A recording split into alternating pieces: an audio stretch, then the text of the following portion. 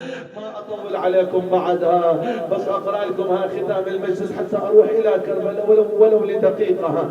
أمير المؤمنين كان دائما يجي إلى قبر فاطمة، زينب والحسن والحسين يجون إلى قبر الزهراء. لسان حال الحسن والحسين يقول لي يا يما يا يما أنا للمقبرة يما أجيت، يما يا يما انا للمقبره يما اجيتك، وقعدت قبال قبرك قابلتك، شلون ارجع يا يما وخالي بيتك، ومن ضم الدهر يما نخيتك، يا يما يا يما العيد ما اريد يجيني، ولا فكيت حزني عاتبك، من قبرك قاعد وقابليني انا بأطار اسم عنك ونيني يا يما. يقول لي لا ما قلتي يا يما ولا حكيتي، موصيتي بي من مشيتي، يا بعد اهلي ويا بعد بيتي. يقولون امير المؤمنين بيوم كان جالس عند قبر فاطمه يقرا القران، واذا الامام يشوف الزهراء، طبعا غفى عند قبر فاطمه، يشوف الزهراء في منامه، يا علي قم عن قبري وارجع الى الدار ان ابنتي زينب وفاقا. يا قام مسرعا وجد زينب في محراب امها، محراب امها فاطمه زينب والله يا يما يما اشمع بعيدك وهدومك الزور، يما يا يما يا يما يا بعد روحي يا يما اشمع بايتك وهدومك السود وقعدا بالمكان اللي تقعدين، من عقبك يا يما الباب مسدود، اجيب منين مثلك قولي يا ابني. يما يا يما يا يما ايامنا الحلوه ما ظنت تعود، والله اظل بالباب انطر هل تعودين يا يما.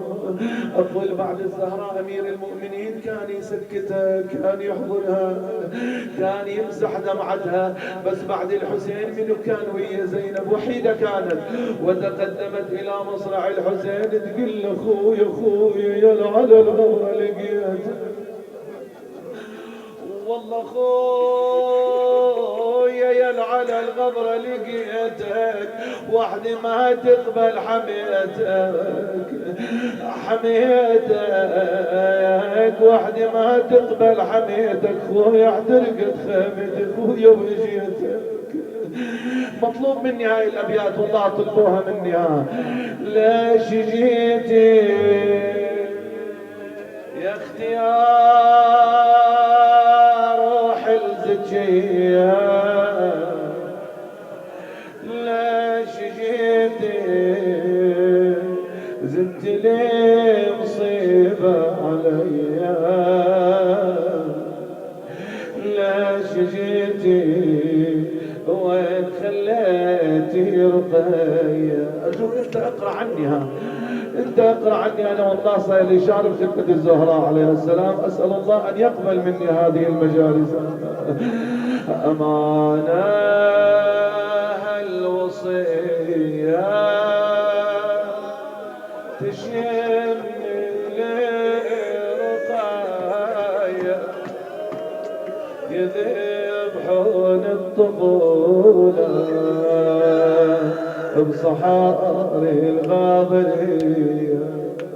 اتصور زينب الحسيني كلها ليش جيتي، هي شو تجاوبها؟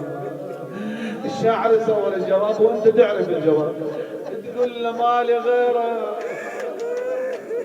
خويا مالي غيره، احنا هم ما إلنا غيرك يا حسين، شبابنا ما إلهم غيرك ابا عبد الله،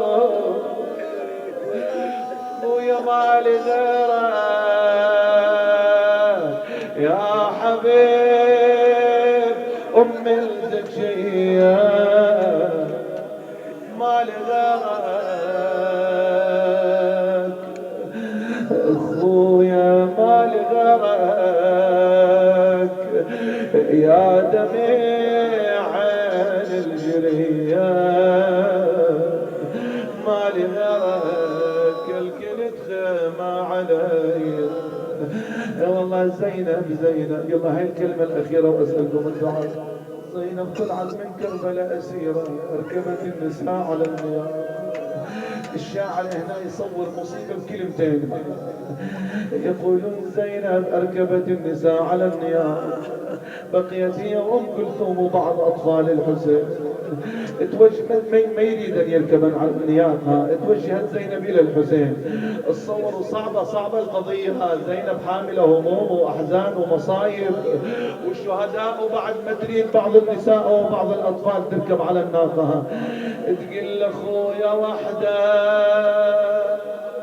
من اليتامى، تقول لي ما اركب يا عم. ليش؟ حتى وديع جسم ابويا حسين وابن احرى اشياء. وحده قالت لارد روحه للكفل خدرج احشم. ابو فاضل ارد اقول له شلون تقبل ابقى وحدي وانا حر.